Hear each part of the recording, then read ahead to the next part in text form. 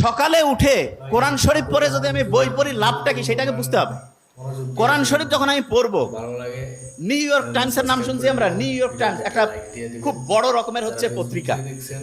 সেইখানে একটা আর্টিকেল ছাপানো হয়েছে এরকম যে ব্রেইনটা এমন একটা অবস্থা আছে যে অবস্থায় পৌঁছলে পড়ে 1 ঘন্টায় 5 থেকে 10 ঘন্টার পড়া যায়। 1 ঘন্টায়, এই যে লাস্ট বেঞ্চ, ওই যে লাস্ট বেঞ্চ, 1 ঘন্টায় 5 থেকে 10 ঘন্টার পড়া যায় 1 ঘন্টায়।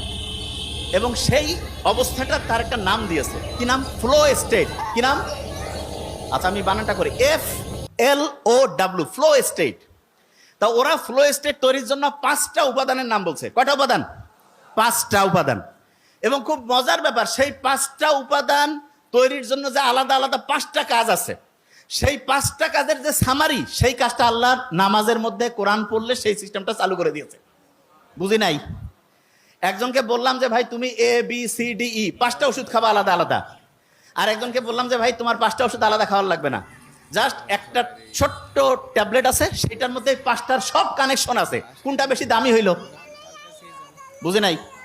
একজন ডক্টরের কাছে গেছে, 5টা আলাদা আলাদা ওষুধ দিছে। আর একজনের কাছে গেছে, বলছে